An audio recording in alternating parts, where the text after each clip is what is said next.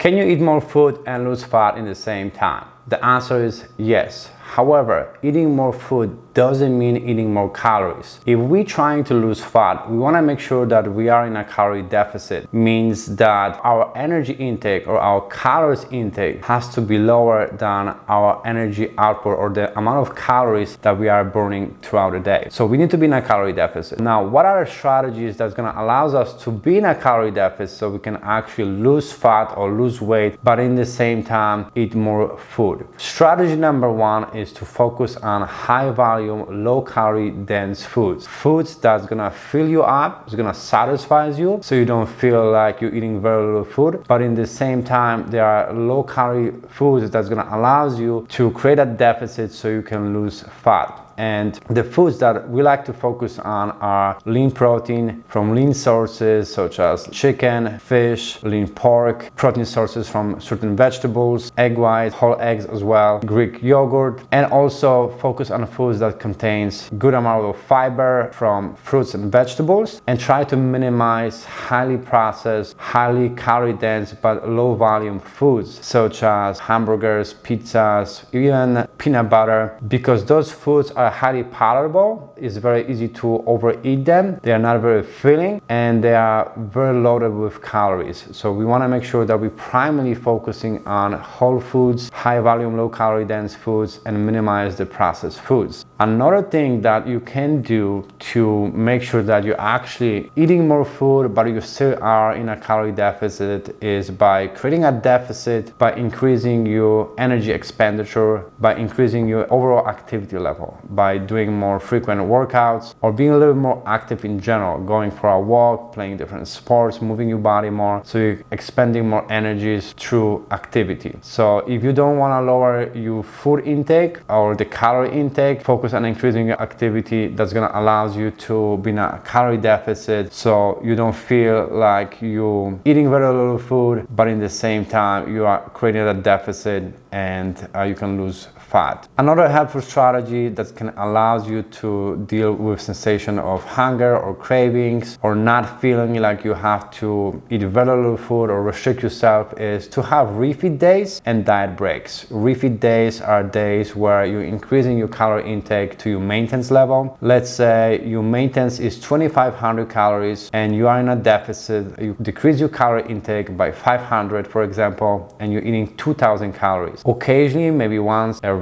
4 weeks or 3 weeks, depending on the individual, you can do 3 days refeed days where you're increasing your calorie intake to 2,500 calories. And what that does is give you that psychological and physiological break from dieting, and also lowers the risk for metabolic adaptation, which is basically your body adapts to the amount of calories that you've been consuming. It slows down your energy expenditure, so that can help.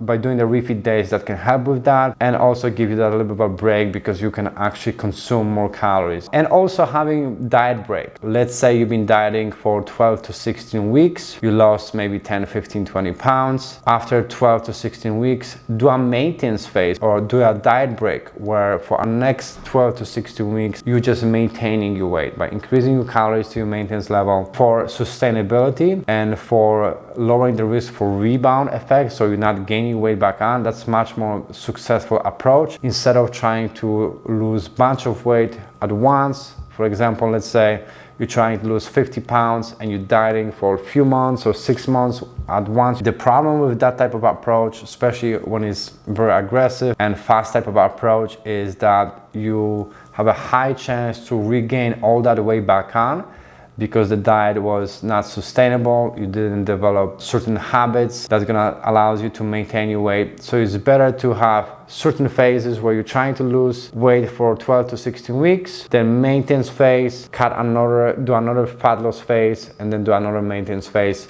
That's much more sustainable and it lowers the risk for rebound effect where you're gaining all the way back on. Another things to consider when you're trying to eat more food and lose fat in the same time, to make sure that you're staying hydrated, to make you feel more fulfilled, and make sure that you're eating your food slowly, chew your food slowly, because it takes a little bit of time for your brain to register the sensation of fullness. So make sure that you're not rushing with eating your food. Try to eliminate distractions, and also make sure that you're getting enough sleep and managing managing your stress, because if you're not getting enough sleep and you're not managing your stress, that can impact your energy and expenditure and can also impact your hunger sensation. So those things are also very important. So I hope that was helpful. Let me know in the comments what strategies help you to lose fat and maintain your weight successfully. Let me know in the comments, and I see you in the next video.